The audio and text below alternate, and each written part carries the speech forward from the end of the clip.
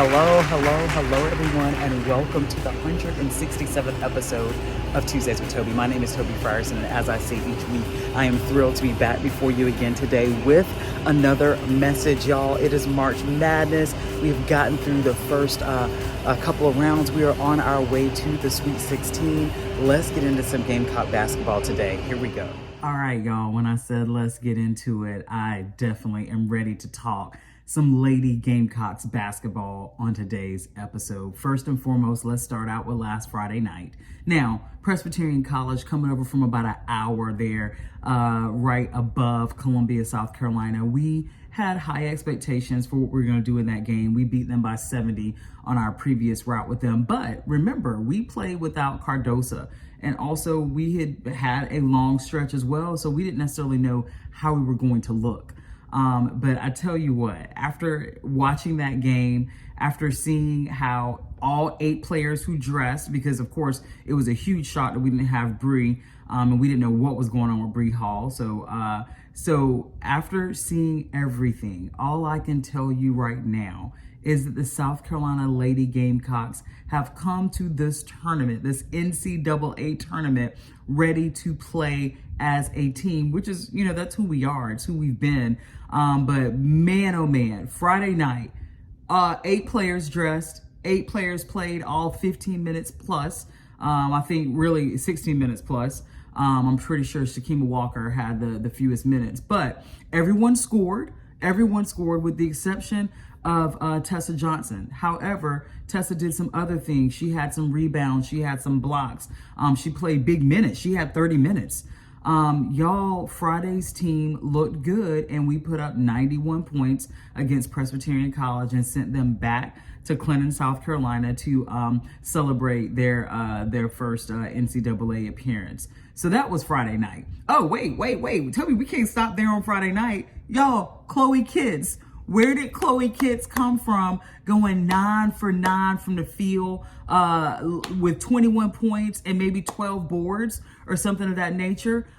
Chloe came to ball. Chloe was phenomenal. So I want to say hats off to Chloe Kitts. So, okay, we get through them, and then fast forward, now it's time for our next opponent. Y'all, Sunday's matchup was the Battle of the Carolinas to see who can call themselves the real Carolina. So the North Carolina Tar Heels came into Columbia, South Carolina, and I'm being told that they came in with a little bit of confidence, a little bit of puffiness. They were already kind of saying a few things before the game, and honestly, based off of our last outing with them back at the end of 2023, they had every right to have full confidence about how this game would go, particularly since our first opponent was Presbyterian and people kind of expected us to do what we did in that game. And also, they knew we had played without Cardoza as well, and so you can maybe assume that perhaps she might be a little bit off or whatever. They hadn't played with her in a while. None of that, folks, was the case. And of course, you all know that because if you're watching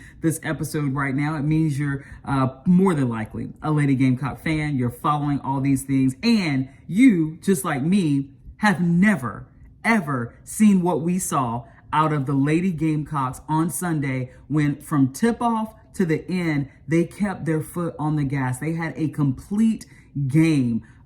Defense was there. Ball movement was there. Outside shooting was there. Just full control at all facets. Oh my goodness. Whew. Why don't we get into some individual players? Let's start with how Cardoza was received when she came out of that locker room and came onto that court. We love you so much, and we were so glad to see you back in the lineup.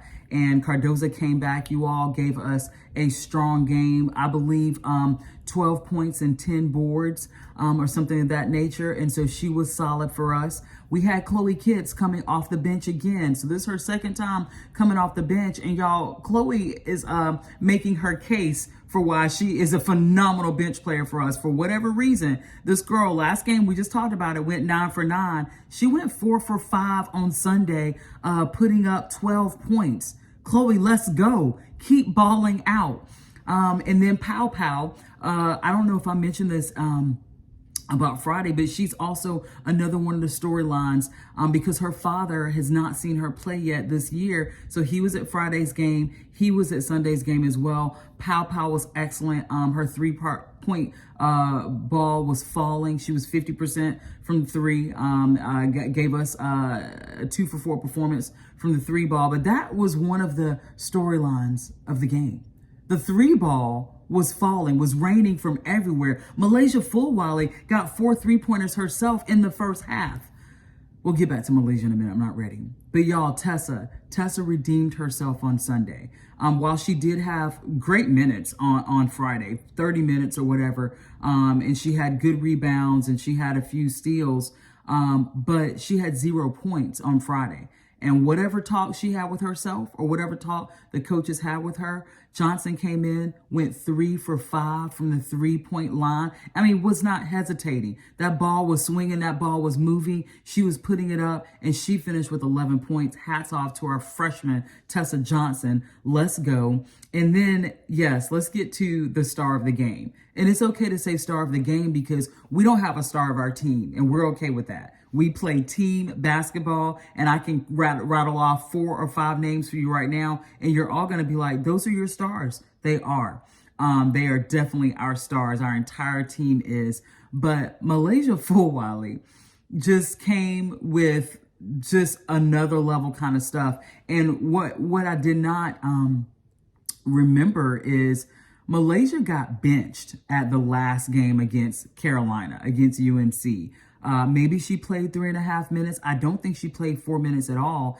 And it was because coach was like, look, your defense is not there. You're not about to be out here and be a liability for us. So she sat. And this is not a player who's used to ever sitting, and it really got to her. And we've seen some kind of highs and lows as we ebbed and flowed throughout the SEC. But then Sunday, this girl, MiLaysia, we don't know what you injected in your arm or in your hands or in your heart to say that I'm going to come out and fill up the stat line. Let me just read you her stats. MiLaysia Fulwiley had 20 points, 9 rebounds, 3 blocks, and 3 steals.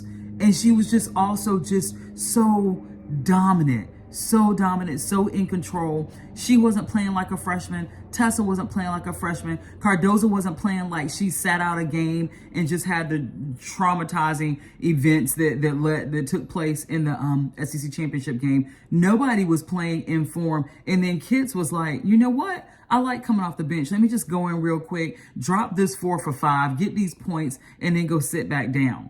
Y'all, the Lady Gamecocks are here to play. This defense, this stifling defense, Raven Johnson, while Raven didn't put up a whole bunch of points for us, Raven shut down Deja Kelly. She shut down Deja Kelly. And guess who got Deja Kelly after Raven got done? MiLaysia Fulwiley was on Deja Kelly. And Kelly, I think, finished the game with like 7 points. I forgot what she had in the first half, but it was a mess. North Carolina could not breathe. I should have watched their presser. I didn't watch their press conference to see what they had to say about the game, how in shock they were, and how quiet of a ride that was back up to Chapel Hill. Y'all, I told you were going to get basketball content from here on out throughout the duration of the tournament, and you're going to get basketball content. We looked amazing. It felt amazing to just sit and watch that. I cannot wait for this coming up Friday. So coming up on Friday is Indiana. The time has not been released yet, but we're going to go ahead and put on our garnet and black. We're going to go ahead and get behind all these ladies because we're playing 8, 9, 10 when everybody's dressed out deep. And they are all playing. So shout out to the South Carolina Lady Gamecocks. Congratulations to Coach Dawn Staley and the entire coaching staff.